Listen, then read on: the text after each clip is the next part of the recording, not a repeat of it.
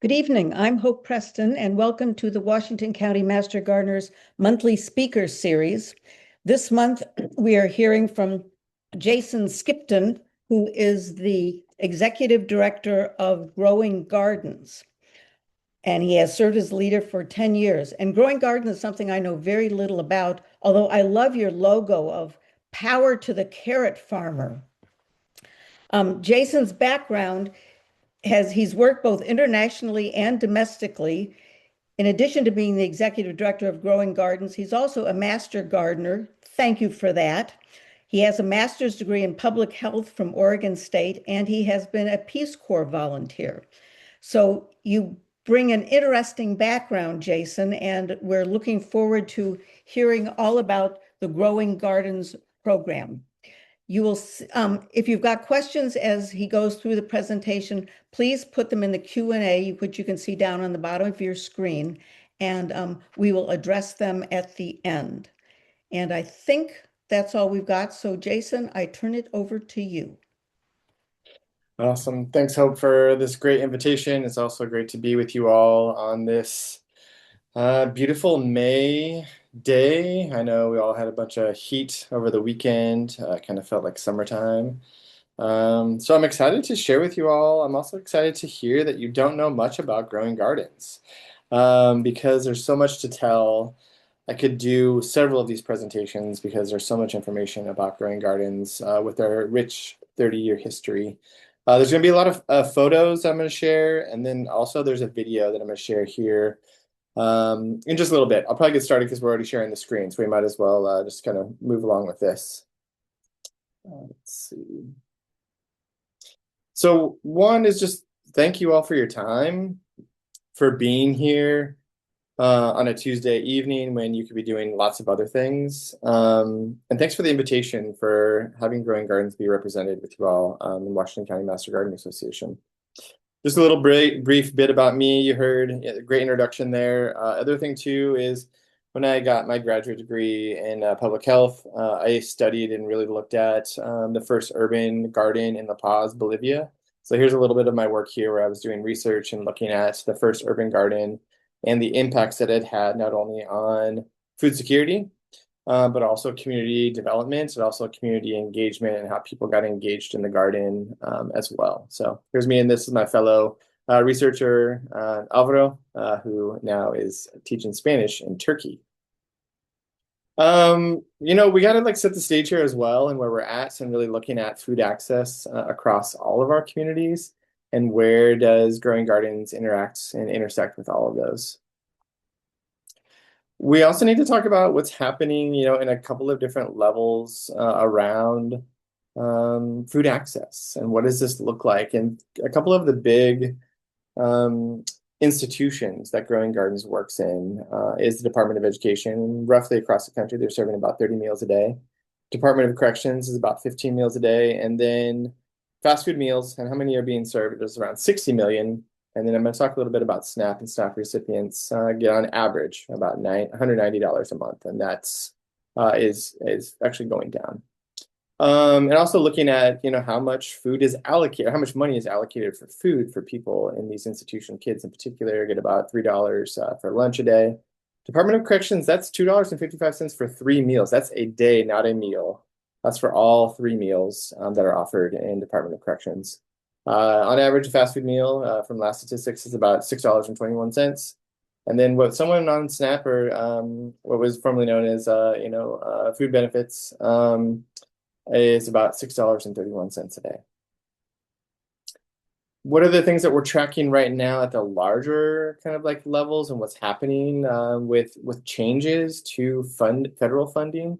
And where does this impact directly into local nutrition access is really looking at the Farm Bill. If you're all, hopefully, since we're all master gardeners, you're tracking what's happening with the Farm Bill and where we need to be engaged and be advocating for a Farm Bill that's actually looking at food and getting food to people into populations. But there's a proposed, and it's also been enacted, a $30 billion cut over the next 10 years to SNAP. There was this beautiful program actually led by the USDA called Local Food Purchasing Act, where we were able to receive a grant. This was actually awarded out to states We were able to then get funding, and then we purchased CSA boxes, or community supported agriculture boxes, from local farmers, and then delivered those out to the community. And then the USDA farm to school bill was actually, or farm to school funding was canceled for 2025, but was just awarded for 2026. And that's just like the start, the tip of the iceberg here that we're going to kind of talk about.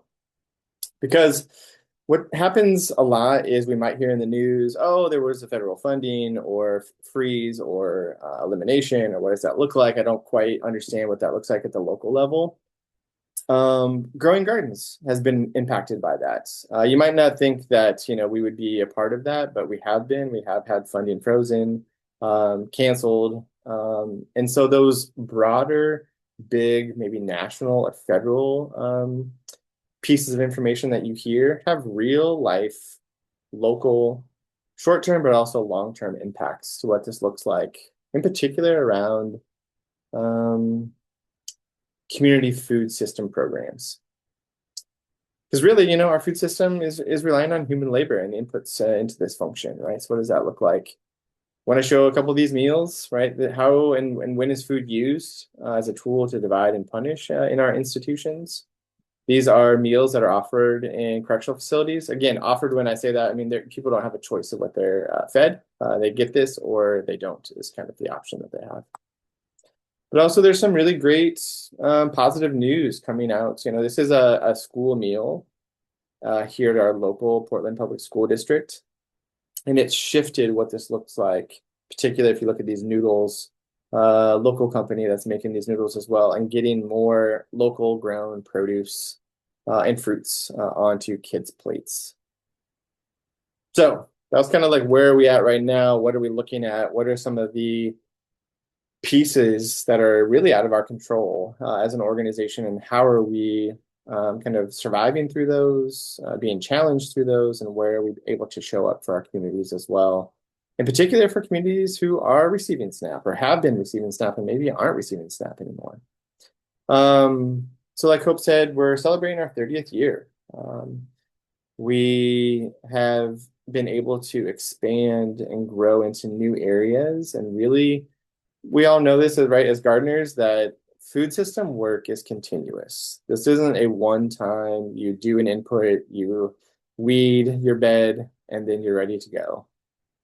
This is just like food system work. Food system work takes time, that's continuous, and you're always adapting to what's happening around you, if that's through climate, active climate change, or droughts, or excessive amounts of rain.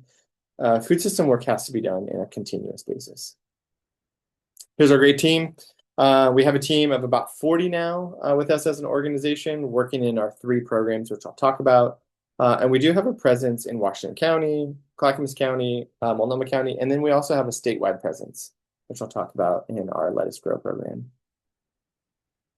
These are the 3. I'm just going to kind of go through a couple of these slides that have some photos for you all.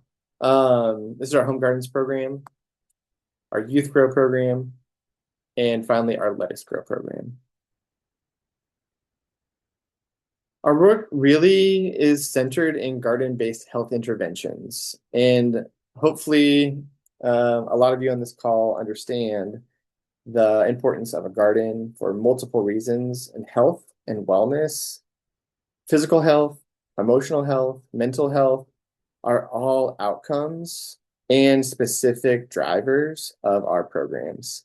We look at the health and wellness of our individuals who are part of our program, of the families, and of the community who are then impacted by that, and looking at the multiple aspects of social determinants of health, or the big kind of aspects of where change for health and wellness can really be impacted. And we see that through a garden, and that's the ideal place for people to make positive health changes in their lives.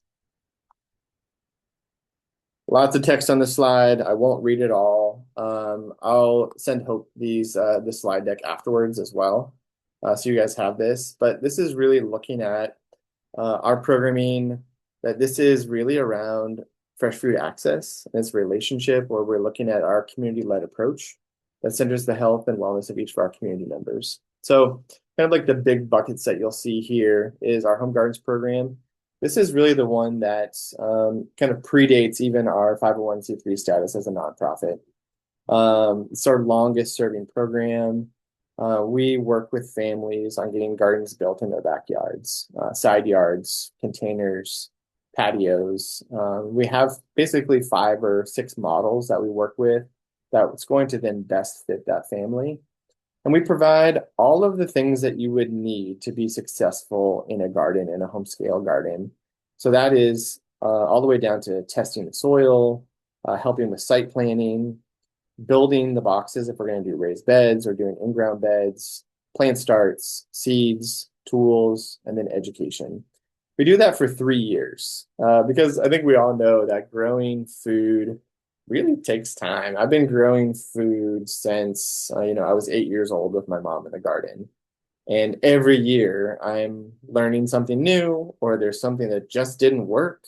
And so we want people to know that it's not them, the person that's failing in this, right? But that there's challenges. And I think this is one of those moments as adults that we're able to actually be creative and experiment and fail. And that's okay. And that you learn from that, and it's not the end of the world, that you'll try again, or maybe your neighbor planted cucumbers because yours didn't work out very well, and you can actually share some of those things. And so it gives you an opportunity to try and learn from those challenges in that process. I talked about our CSA program where we were delivering community supported agriculture boxes to families. We also have a community greenhouse project, which I'll talk about, looking at a large scale greenhouse and then 5 small greenhouses. We also then hire directly from our community. People who have been a part of our program are then hired in as home gardens organizers who then work in their communities, furthering and advancing our home gardens program. We also have trained all of our community organizers in our home gardens program as community health workers. So those are people who then actually are doing home site visits, looking at people's gardens, but then are also talking about who's a part of, are they getting health care? Do they have a question? Do they need other support? Do they need food assistance support? What other things do they need? And then those become conversations that our community organizers can handle. Our second program is Youth Grow. We work in 10 elementary schools. We worked in 1 high school for a couple of years, and then in 5 early childhood education centers where we're providing seeds, plants, and starts, but also tastings at schools. And then these great take-home culinary and education kits, also hiring from our community as well. Our kind of third program, which rounds us out and kind of gives us that statewide presence, is our lettuce grow program.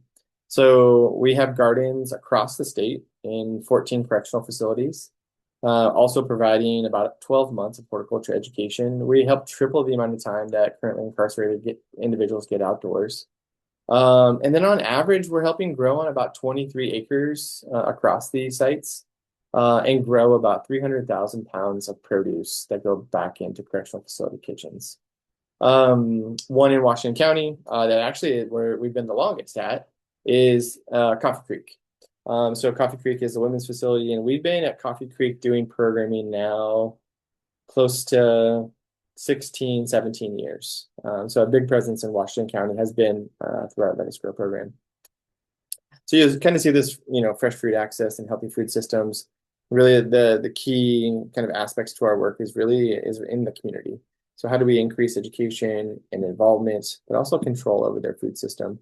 And that happens, with advocacy. So working at the local and state level and also federal level, looking at the health and healing, that connection, right, that we have to food.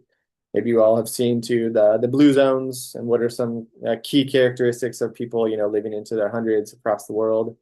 One of the big key things is actually gardening and getting that physical activity, but also building in the positivity of what tomorrow will bring and that you're planting for a future self. Looking at community-led food system work and then urban agriculture innovation. So doing that in practice through our greenhouse decentralized project as well, which I'll talk a little bit more about. These are just some of the areas where Growing Gardens is then really looking at and addressing and doing advocacy work at the local level, regional level, and national level. These are just a couple of these. One that I'll call out in particular is the SGCCT. That is for anyone who is interested in looking at starting their own school garden. So this is a program called the School Garden Coordinator Certificate Program. It says online, it's through OSU. You can then sign up for it. There is a cost to it. A lot of districts that it can also be for continuing education credits as well. But we have people who sign up literally from around the world, a lot of people from the United States as well, who then want to then take our training to then start their own school garden in their community. And so that's a way that we do this work, in that we can't be in every community, but this is a way that we can then pass on all of the learnings that we've had in particular school garden education. So in our youth grow program, really looking at that idea of how to get kids outside, how to get kids into the tactile learning environments, and thinking about applying math and science directly into the garden. So this is a way we're working with kids, even down to, early Head Start, getting kids outside, getting them into the tactile learning environments, but also getting them to try these new vegetables. So you'll see there on the bottom right, they're also, harvesting and then cooking and then trying these vegetables as well. And then we're embedding numerous lessons on math and science and how we can then look at ecosystem work that's happening in the garden as well. One that really came out, during COVID. COVID really, was difficult in many aspects, but one in particular that we weren't prepared for was schools to be closed. It was never a part of our strategic plan to have that happen. And we were trying to figure out how to continue to engage kids who were at home, how to make sure that they could then be outside, but also continue to get them food. Big part of school environments, getting kids food as well. And so something that we then developed were these take-home education, but also these culinary kits.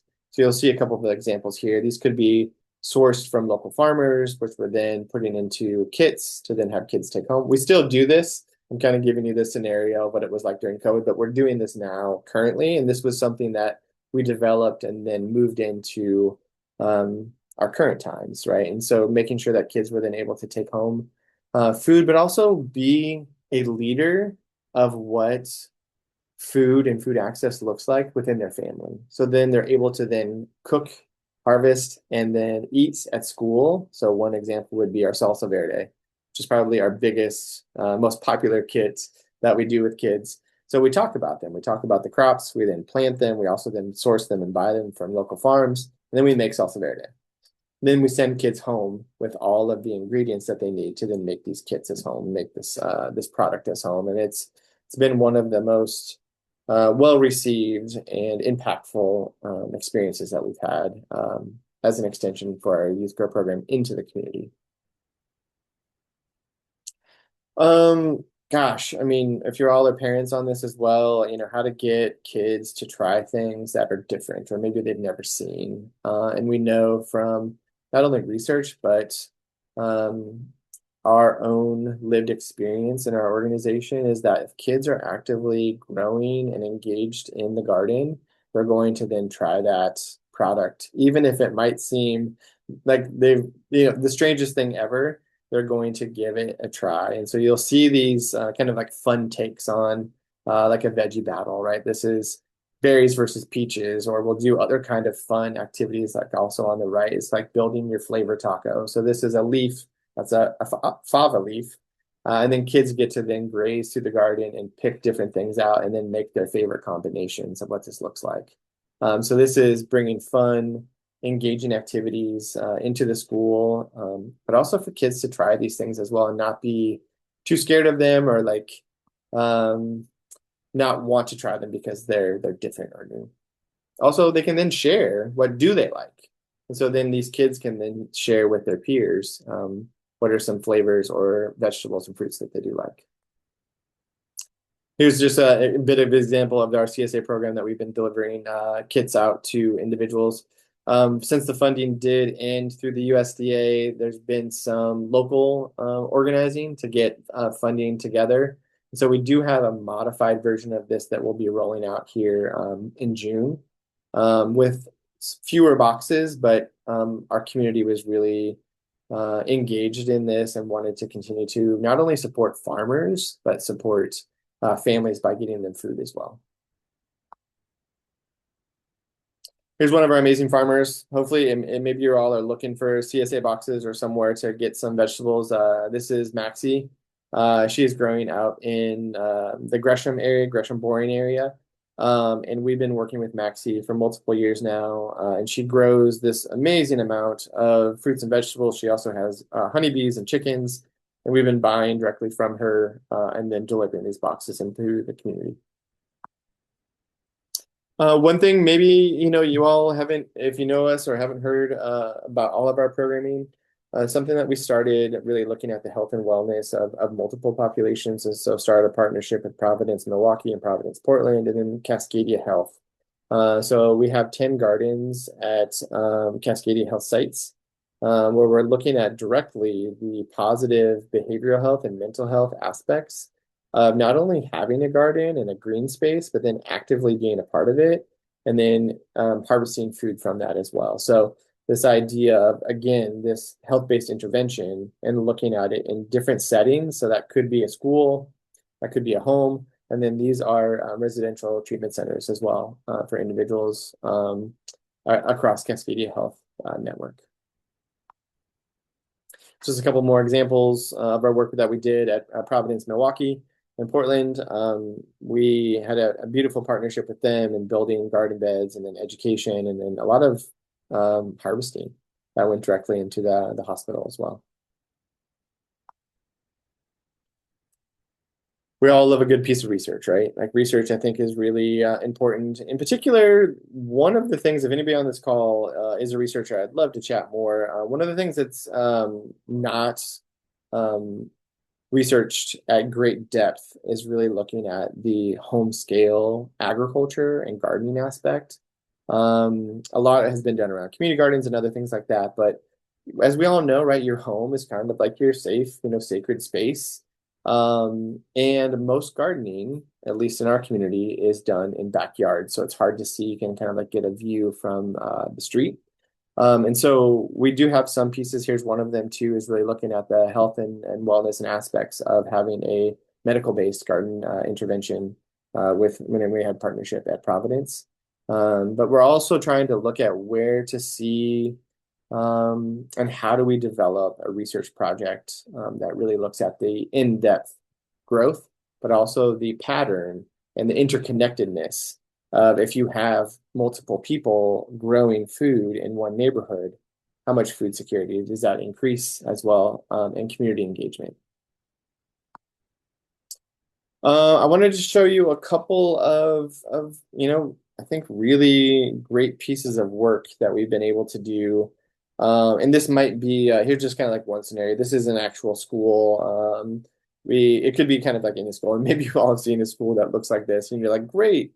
Hey, we really want growing gardens to come out and build a garden, and this is where we want it to go.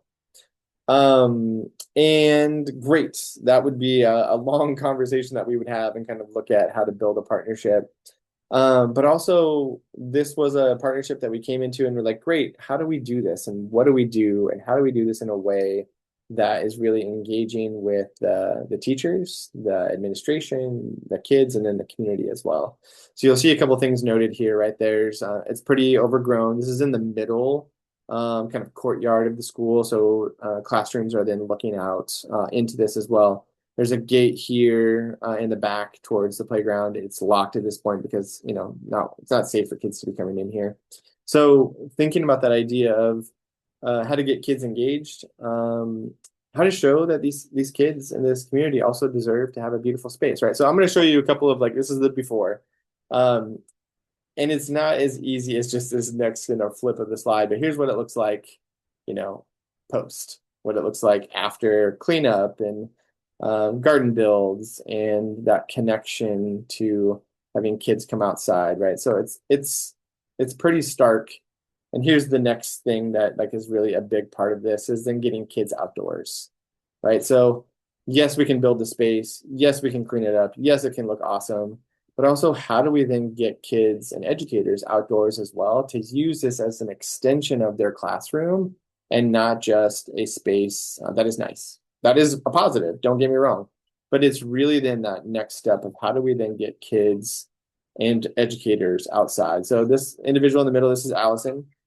She is our garden-based educator here at Patrick Lynch, helping to then co-teach with teachers, but also then leads garden education. So she's then working with kids, getting them outside, getting them engaged, and then doing and educating all of the workshops and lessons with them at this school as well. So there's this really beautiful engagement of then how to get kids outside as well.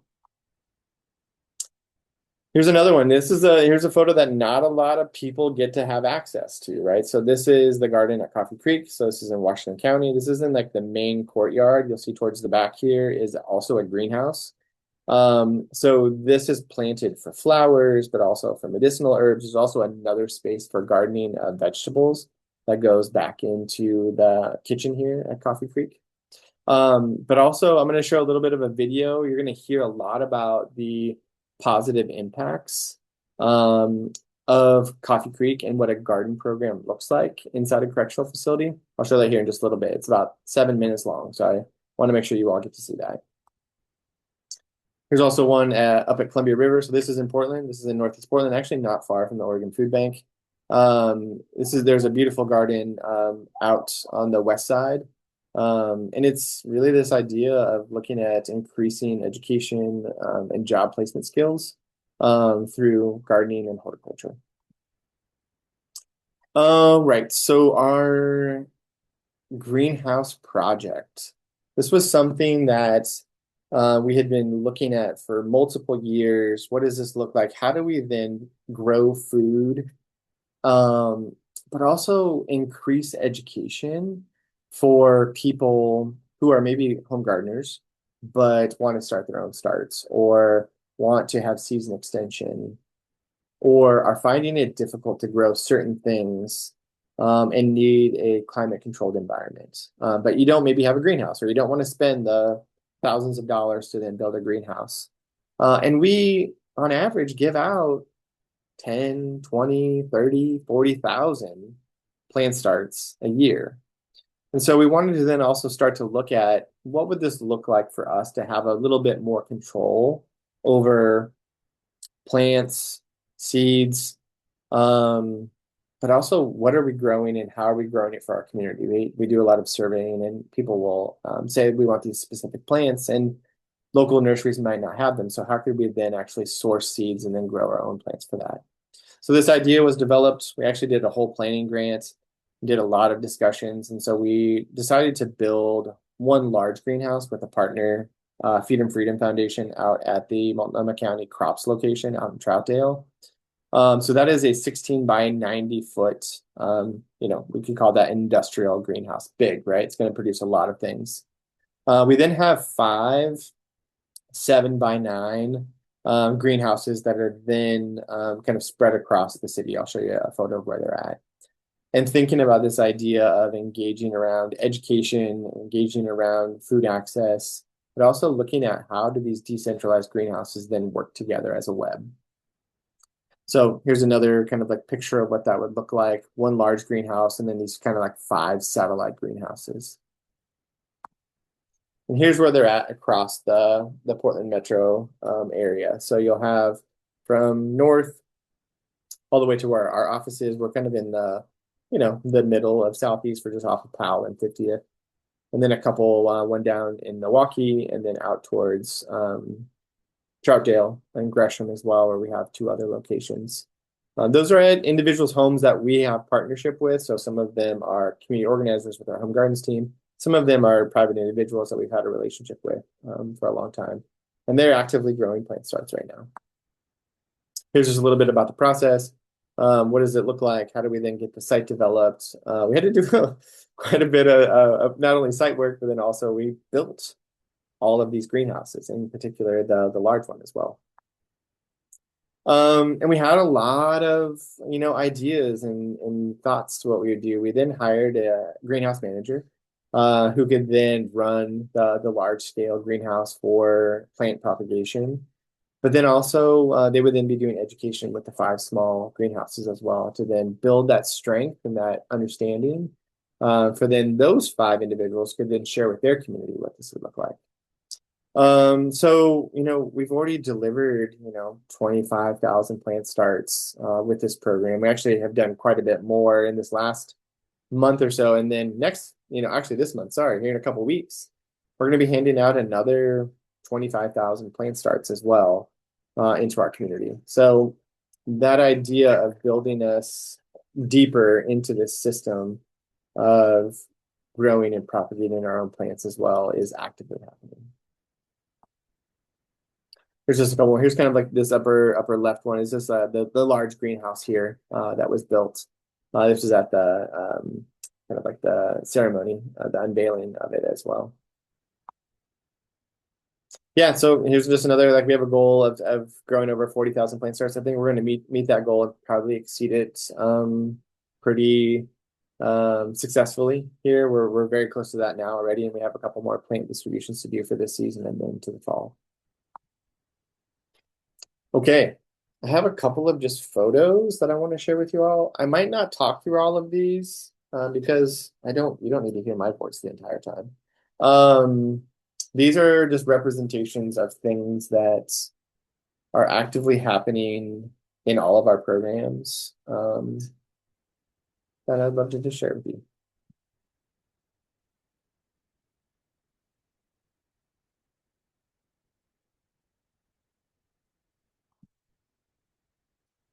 This is a really cool medicinal herb training. We did one, a 12-month training actually, with Flynn from Marquita Medicinals, amazing farmer, medicinal herb farmer, and then makes medicines as well. This was really this idea, and this was based from these are all actually all three community organizers in our home gardens program. Really was this idea of, great, how can we reclaim parts of our food system, right, of our local food system? How do we get to grow our own food and understand that and grow fruits and things like that? And there was this discussion of like, well, what would this look like to reclaim our family medicine chest? How do we actually heal ourselves through plant-based medicine? How do we grow them? How do we know about them first? And maybe we do know about some of them, but how do we know more about other plants? How do we grow them? How do we harvest them? And then how do we prepare medicine from those? And so this was actually kind of the culmination of the 12 months of training, and individuals were making different tinctures out of different plants that they had then learned about. Here's one of our gardens here as well. This is our AD accessible garden. This is a gentleman here who loved to garden, but as he was aging, couldn't continue to garden in the ground, and reached out and wanted to become a part of our organization and program with home gardens. And so this is our AD accessible raised bed, and you'll kind of see that lip around there is basically what he's doing, right? It serves as a bench, serves as what individual can do if they want to or need to take a break. And that we really want to ensure that individuals as they age also have the opportunity to grow their own food or continue to grow their own food. Great different kind of parts of our program. In the middle here is in our lettuce grow program, actually up in the Tillamook Forest. There's a work camp up there called South Fork, and then the two on the sides are in our youth grow program. One, I love this one with the magnifying glass of this idea of ecosystems. And yes, it might just look like a little plant that's starting to grow, but actually what's inside there? What's happening? And so this is a great activity where kids can then go out and care for their environment, but also learn about what's happening. And like be creative, right? And question about those things. Love this one on the left, right? Really, this is about cooperation. How do we work together? How do we play together? How do we grow together? And this is at the Fabian Garden up in Northeast Portland. This is actually Flynn here in the blue hat and sunglasses, teaching us about milky oats and all the beneficial properties of milky oats. Here in the middle, one of the big kind of like demonstrations on how to make tinctures, some great popcorn that we've grown, and then one of our plant distribution days at the bottom right. I mean, I think the joy, right? Joy in this, like we can't miss joy in what gardening, connection, and community look like. I mean, I think these three kind of sum it up right here for me. Proud, like, and proud, right? You're proud of this engagement, and you're proud to share these things, and you're proud to learn together and be able to have support. Okay, just a couple quick quotes to read through here. I probably won't read, but just a couple that I'll just pause for a second. This is one that Isabel actually spoke about. We might not be able to change the world, But with these CSA boxes, we can change the world of the families who receive them. This was pretty heavy in the height of COVID, and individuals didn't have food and weren't able to leave because they might have had COVID or other things. And so being able to hand deliver boxes to them was really powerful in many different ways, right? Powerful for our team, powerful for those families. And we continued to show up, and we did not say no at any point. And I think that's a great indicator of who we are as an organization. Here's one: we have to connect to the soil, to be one with the earth. When we are able to care and nourish the soil, we heal our souls. I think you can all probably resonate with that and what that looks like and what you maybe do on the daily practice. Here's a couple more just pieces. These ones on the left are individuals in our Let Us Grow program. And this main one here was with our partnership at Providence Milwaukee Hospital. Again, lots of details here that I could share with you. I want to make sure timing should be okay here. We work with hundreds of families, so 106 new ones, but that's in year one. We then generally have 100 in year two and 100 in year three. Our decentralized greenhouse project, over 3,000 families have participated in our home gardens program. We, distributed about 35,000 plants to participants last year. We built this 10 new gardens at Cascadia Health, certified all of our community organizers as community health workers, and we've worked with 5 small farmers through the CSA program. A couple of these, it might stand out for you all. Like, these are surveys that we get back from people in our program. 81% have increased consumption of fresh fruits and vegetables. 80% share the produce with people outside their family. 79 have reported a save of money on groceries. 71% decreased use of emergency food services. And then 88% have increased their amount of weekly exercise, so being out in the garden and active. In our Youth Grow program, over 3,000 children have attended our gardening and cooking classes. That's every year we're working with at least 3,000, if not more. Delivered over 2,000 take-home kits.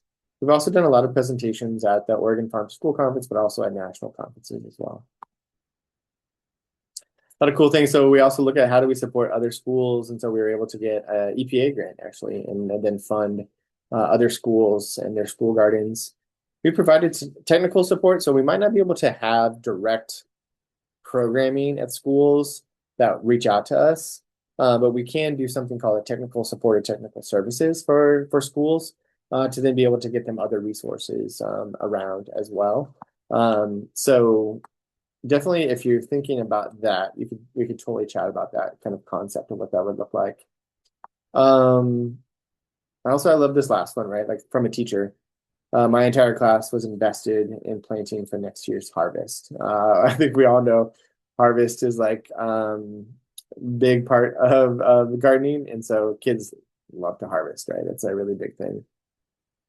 96% of teachers agree that growing gardens food experiences increase student enthusiasm for tasting vegetables. And then about 95 also agreed that, growing gardens lessons were hands-on and engaging. Food unites all, and being open and accepting of new tastes fosters a willingness to consider other new ideas and perspectives.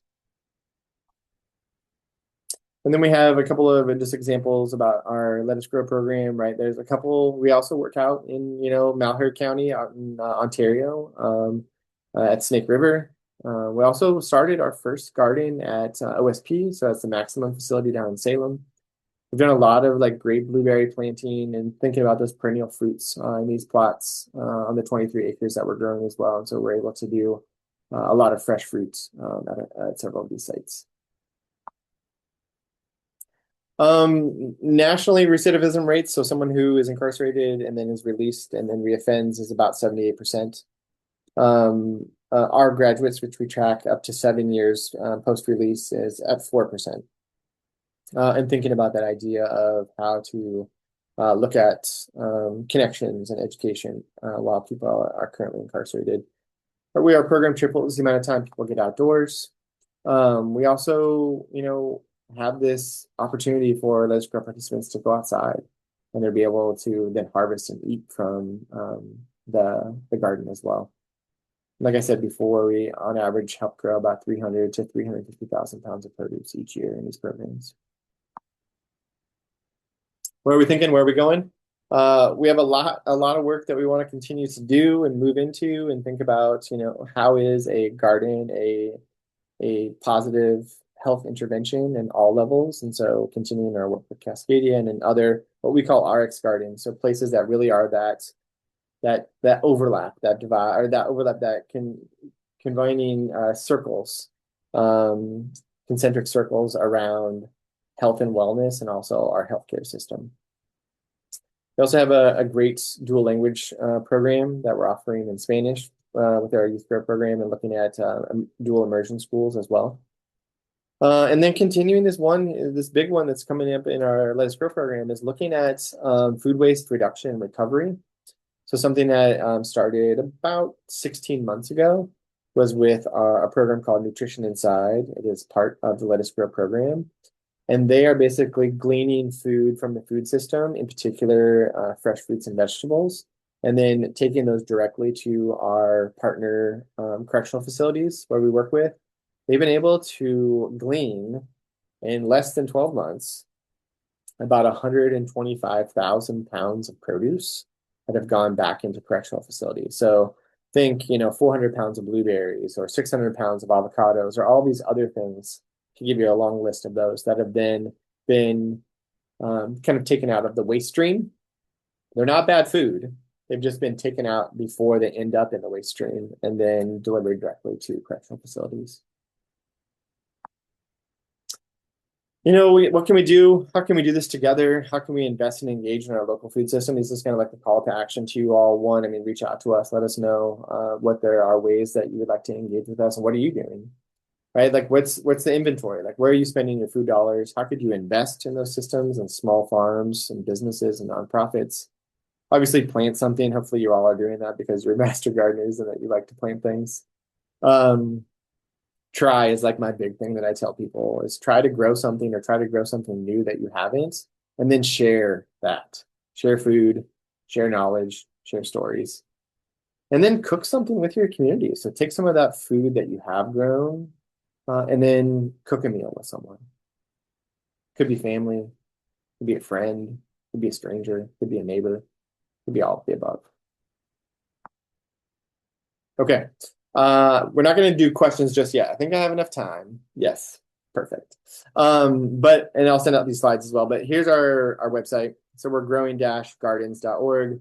This is my email, jason@growing-gardens.org.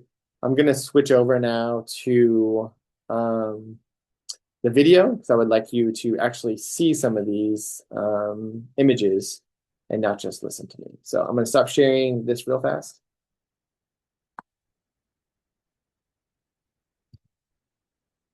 And then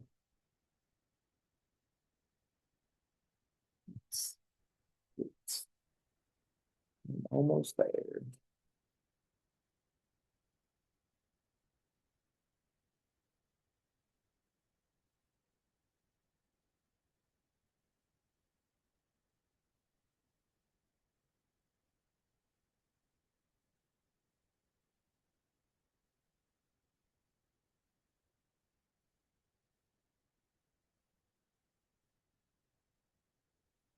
Let me know if you can't hear it, but if I don't hear from anyone, I'm just going to let it play.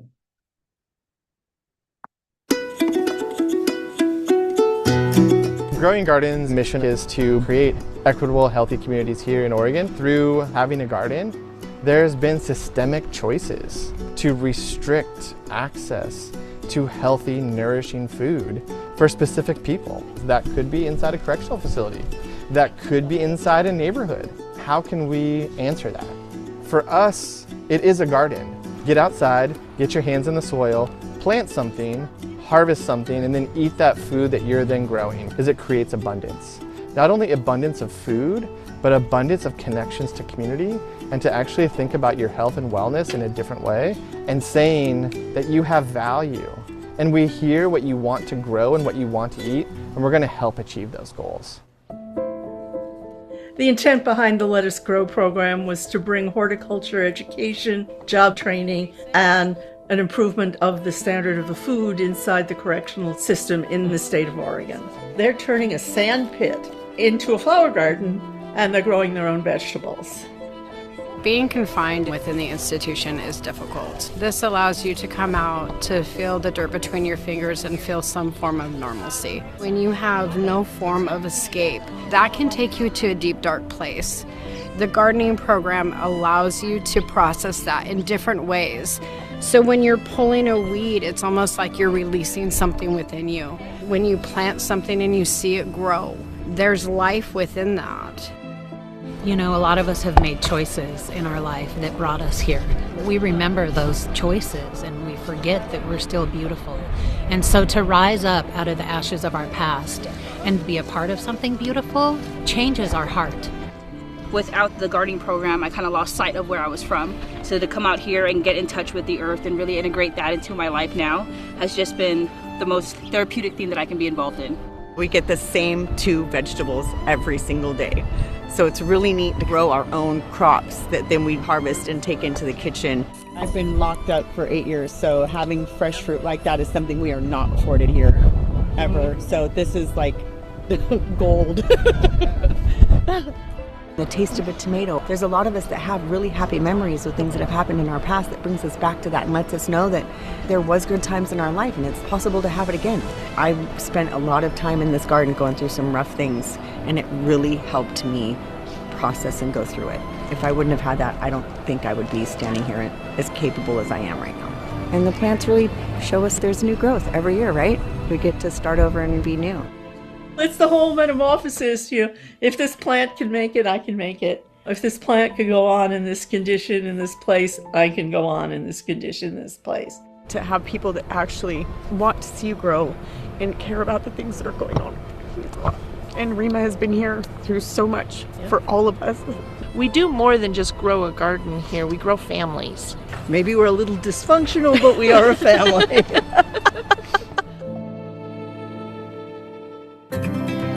Home Gardens is really this program that works with individuals and families to get gardens built in their backyards. It's really about building families who are able to then grow food that is culturally nourishing for them, shifting the power dynamic to then say, how is growing a garden a revolutionary act for you? How are we building a movement of food sovereignty, block by block, that then impacts the neighborhood, that then impacts our city, that impacts our state? There, and then cut right here.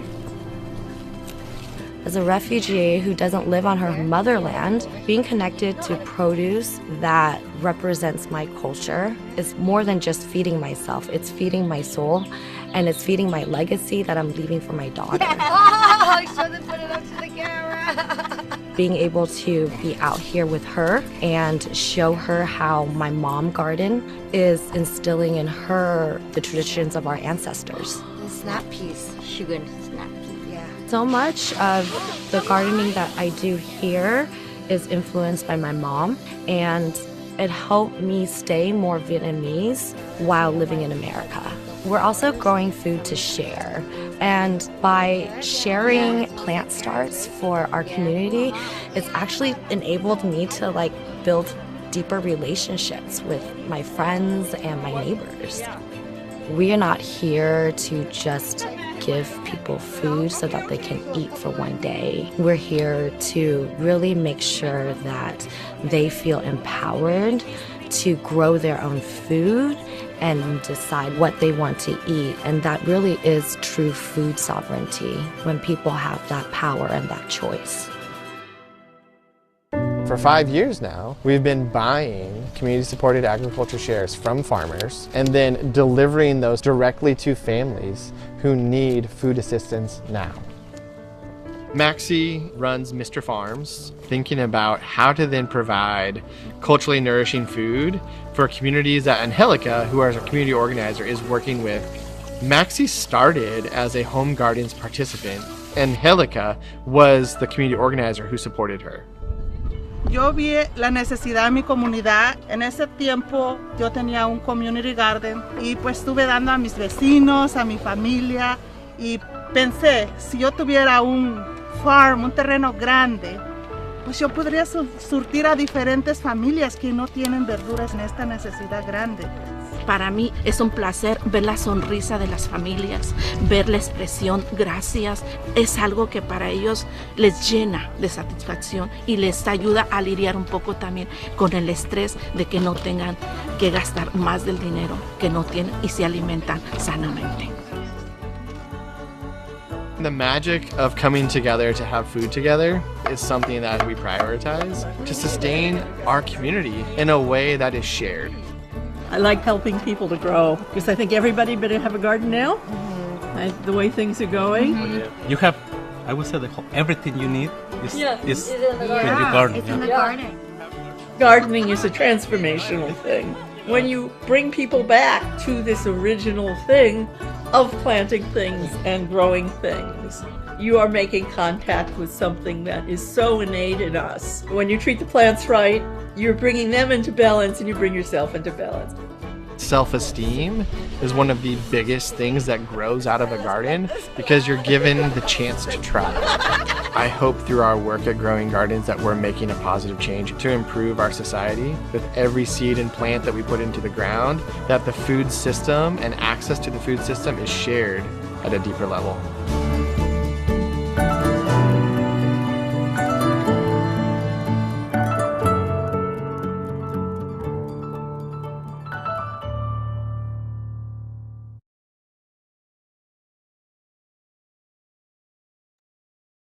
Okay, so I think I'm going to open it up to questions that you all might have. Anything, I'm ready.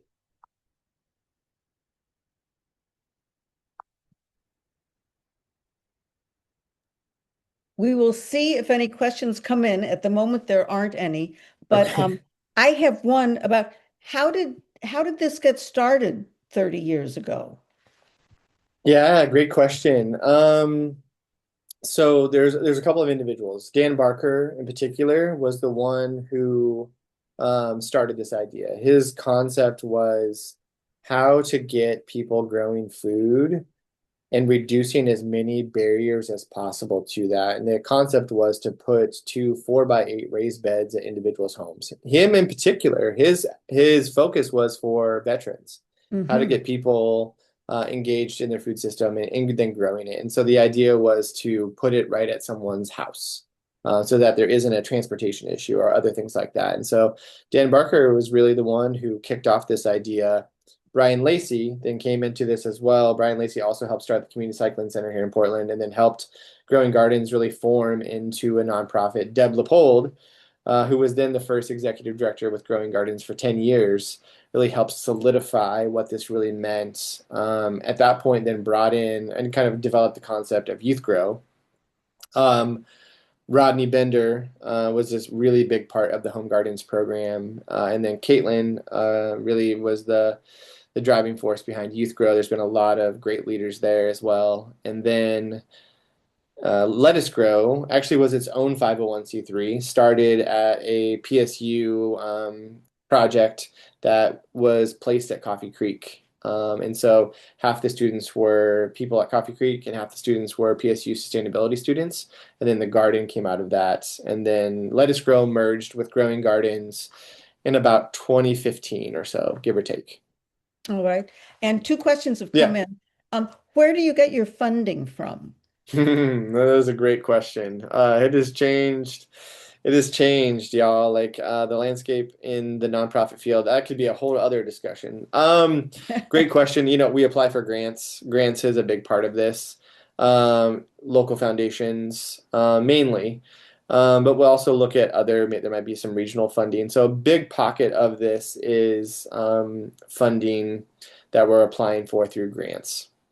Also, individual donors. That is something that we really highly seek out is can individuals support this? That could be through, an individual donation. That could be through a monthly donation.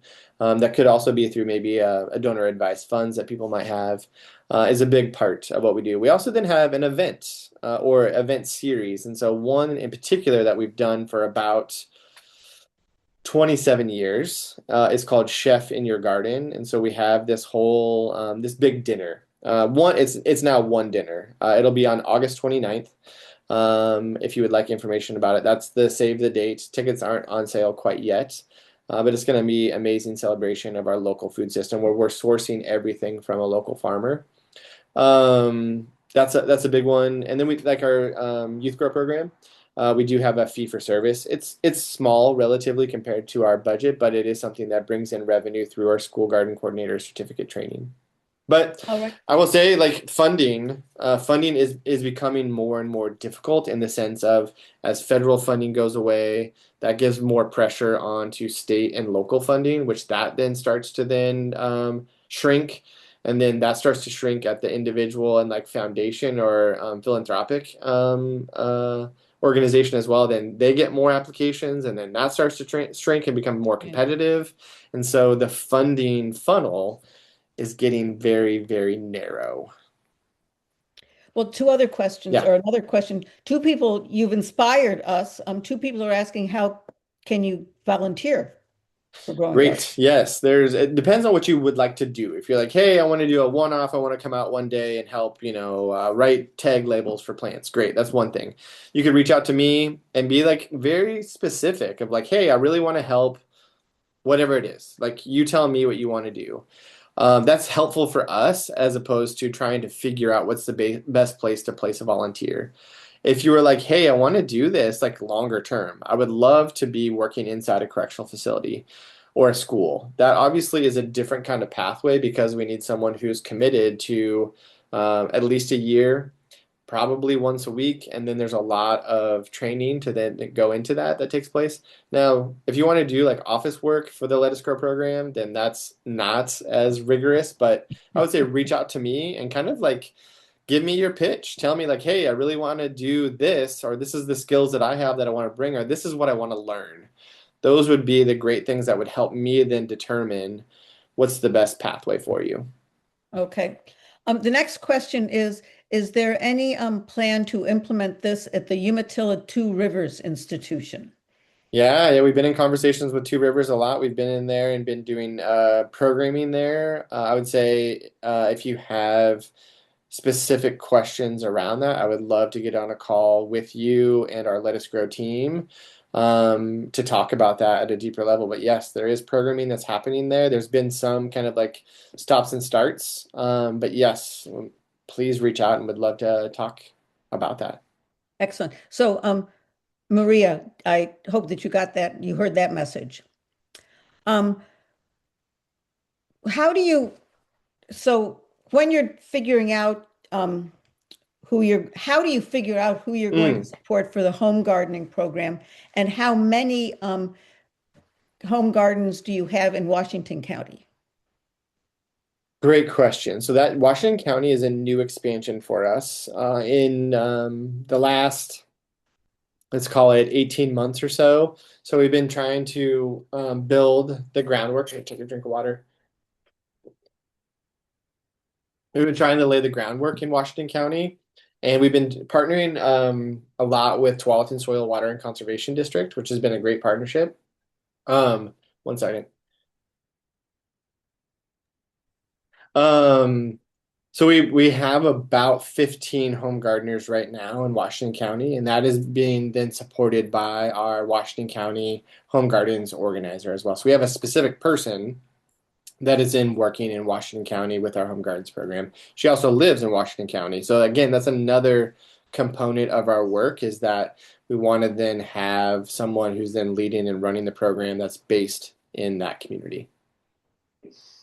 You also then asked, how are people then like, I don't want to say recruited, but how are people a part of the program? Right. So a lot of it is done through word of mouth, through tabling events, and then we have an application. So people then do apply for the program. It can be put on a wait list to then have their application accepted. So it's pretty simple. It can be done either digitally, or it can be done through like a paper copy, and then people mail it to us as well. And then also we have like a text or a phone version of it as well. All right. Well, that covers our questions, and this has been a marvelous presentation, and we have learned so much. So I knew a little bit about the home gardening, but I didn't know anything about the school or the Let Us Grow. So This has really been a very educational presentation. And everybody knows that by the end, if you have somebody who didn't get to hear this, by the end of tomorrow, it should be up on our YouTube channel. Great. If you have any other questions, feel free to reach out. Okay. Thank you so much, Jason. This has been Appreciate great. it. And accolades are coming into you in the chat. Oh, nice. Thank you. Appreciate it. Okay, we're going to move on now. I'm going to turn off the recording and we're going to move on to our chapter meeting at this point.